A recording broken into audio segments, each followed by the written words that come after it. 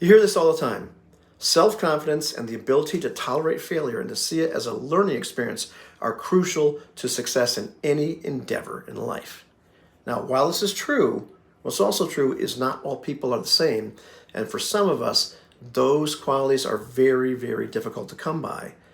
And if you're like me, it's very crucial to understand why this is the case. Not so we can use it as an excuse, not so we can look at the contributing people and say, well, this is your fault, why I can't do anything, but so we can understand, where we are, how we got there, so we can get to where we want to go, so we can grow and get past it and work with what we have.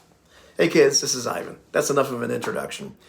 What I'm going to do in this video is talk about my history in terms of like the factors that contributed to my lack of self-confidence and difficulty with failure, and maybe you can relate and identify with some of these things, and then just talk about like what the strategies I use to get past that now. So anyhow, first thing, evolutionary biology. We are primates, we are hardwired to seek approval from the group because generally not being approved meant being ostracized from the group, which meant a very likely early death, which means those genes didn't get passed on.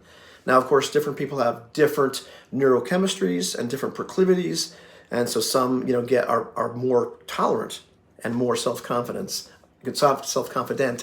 and others of us are less confident and less tolerant of failure as a genetic thing. You're going to look all this kind of stuff up, and I'm not going to go into this video because it's complex, and I don't understand all of it.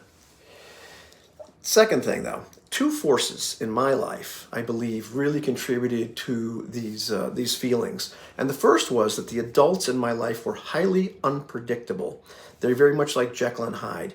And so the behaviors that would elicit attention or acceptance one day, well, they didn't work the next day, and they could be very explosive. And so it was very hard for me to read the adults in my life. In fact, the Jekyll and Hyde episode of Bugs Bunny used to scare the bejesus out of me, and I couldn't watch the rest of the show if that came on. I had to leave the room. And I didn't understand why until decades later when I realized that's exactly what the adults in my life were like. They were that scary and that unpredictable. And in many cases, the children as well. But we'll get onto that. But I recall also getting this rejection sometimes, for failing.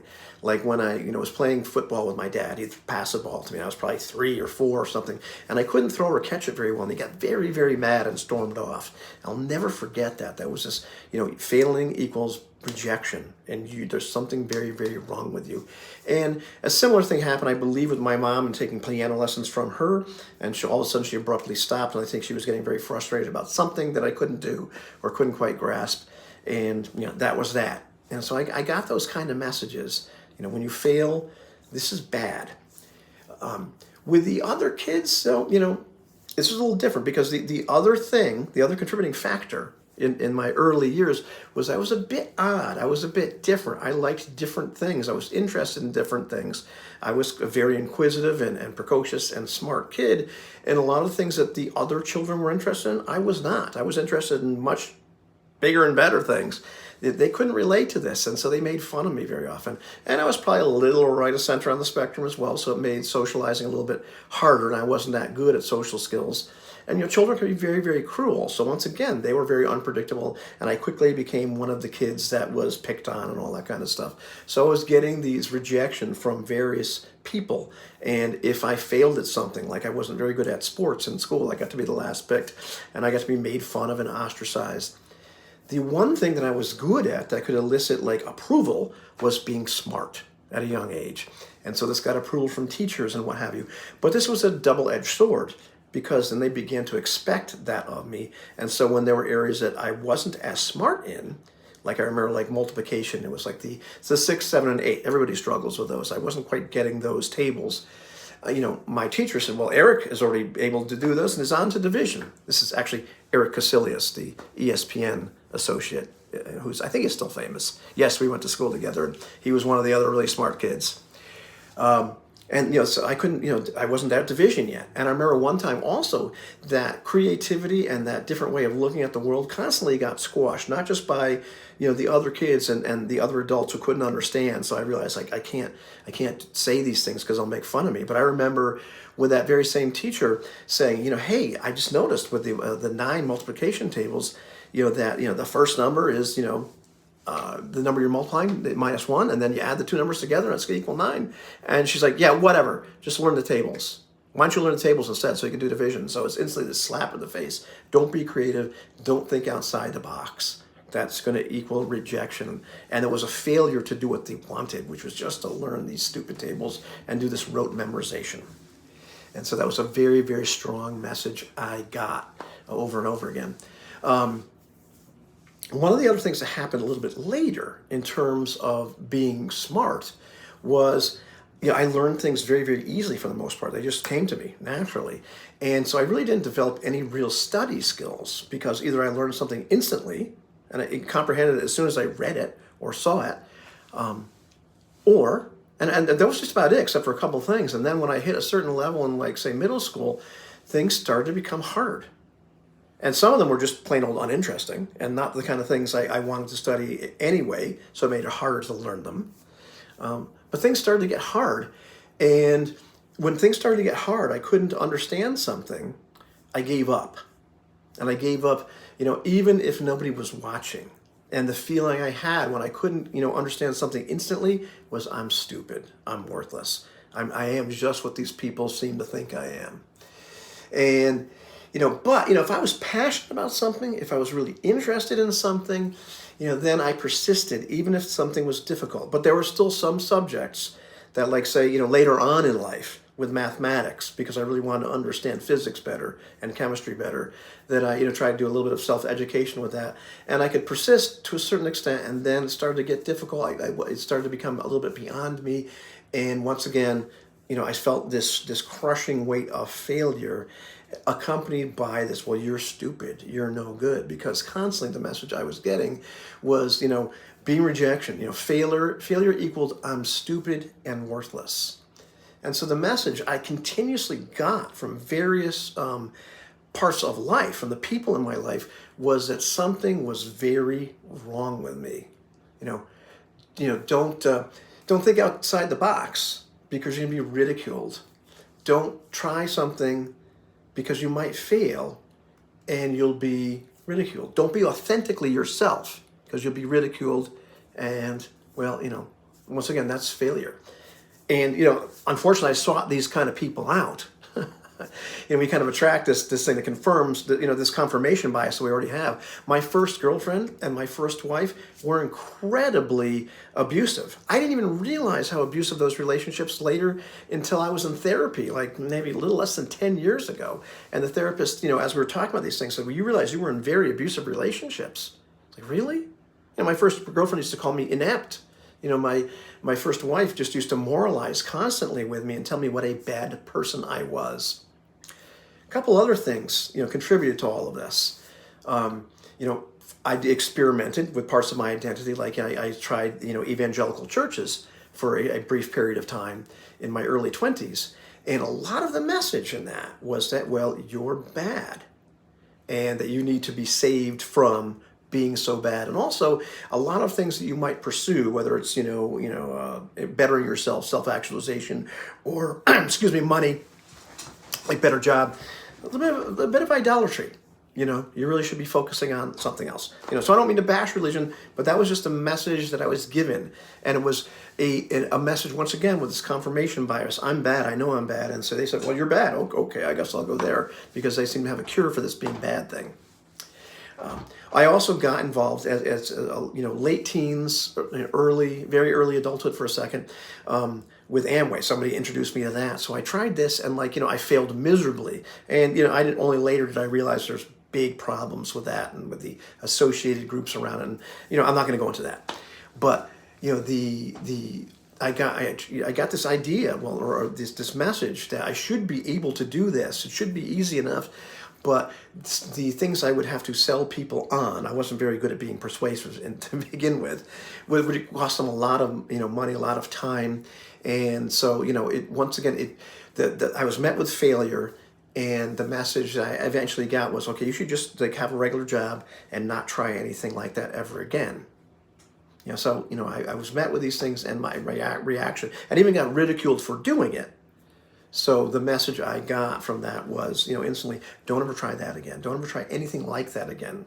Don't try to be yourself. Don't try to do something different than the norm. So those are the messages I got.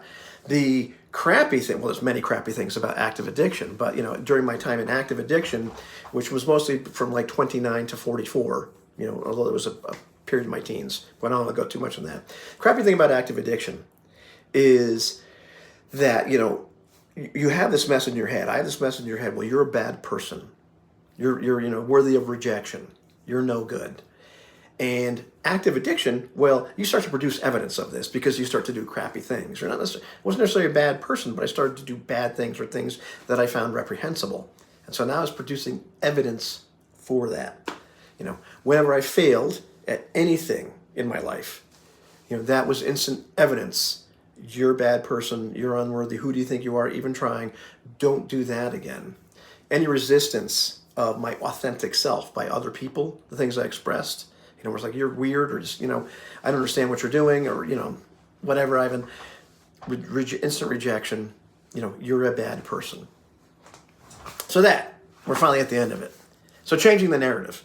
Changing the narrative is not easy. Becoming self-confident and learning to tolerate failure is not easy. It takes a lot of time. It takes a lot of work. It can take therapy. But some of the things, the really important things that I've learned is like remove anybody in your life who squash your authentic self, who ridicule you, who make you feel like a failure, who moralize with you and say that you're a bad person. Get rid of them. I don't care who they are. Get rid of them. Best thing you'll ever do. Go watch my video about the advice I give my younger self. A lot of it's about that. A lot of it's about, it's like, listen, you can go pound sand if you're rejecting me. You're not worth another moment of my time. You're really not. There's 8 billion people on the planet. Changing the internal narrative, you got to add another voice. Those voices are still there, saying that I'm no good, but these other voices, well, no, that's not actually true. Starting to look realistically at, my abilities, my strengths, my worthiness as a person. Taking a broad inventory of who I am. So when those voices come in, and they come in frequently, I can have rebuttals for them. Practicing that, and that takes time, and that is a skill. Watching other people fail, and then not giving up. And yes, it can be difficult to look at that and say, well, see, they can do it and I can't. Get to know them, talk to them about that. Very often you'll find that it's difficult for them as well. They can share their own emotional struggles. So there is a lot of therapy in connecting with other people and learning how they got over things like that, or how they continue to get over things like that, how they actually struggle. Because it's very easy to compare our insides with the apparent outsides of other people and what they project. And it's very easy for us to compare the starting point with somebody else's finished product. And think, see, I'm no good. And that's the wrong way to look at it. Get some friends that can give you an outside perspective on how you're doing, to give you some realistic looks at your failures, if you have them, some realistic looks at your competence level, and it can bolster your confidence. And this can take a lot of time. This is not like a 1 or 2 pep talks, but a continuous dialogue with some people that can give you some honest feedback. And a lot of it's going to be positive. We tend to be our biggest critics. If you said what I say to me, I would have to kill you. So get some friends and, talk to them about that. And, start participating, in things and start to fail a little bit. See how that feels, live with those feelings, but, understand that perfection is not an option. It isn't. And I can understand the perfectionist clause, because the perfectionist mindset was kind of developed with all these other, contributing factors. I have to be perfect, otherwise I won't be worth anything. It's a terrible burden to carry. It's okay to fail. Perfectionism is not an option. And it's okay not to be perfect. But that's something that we need to tell ourselves a lot. So, yeah, at the end of the day, it's not as easy for all of us. But don't make that an excuse not to work on those things and not to go after what you want to go after anyway, no matter what it is. Whether you want to be a great bass guitar player, or, whether you want to start a business, or whether you want to, make your own role-playing game. or put together a group, a role-playing game group, or put together a band, or I don't know what it is you want to do. I'm not you. But there's so many other creative and worthwhile endeavors, things that we want to do. I want to be a paleontologist, go do it. Or, start working towards it. Don't let those voices in your head and what you think the perceptions of other people are get in your way. Don't even let their perceptions get in the way. If they don't like it, if they make fun of you, screw them. All right, I'll talk to you later.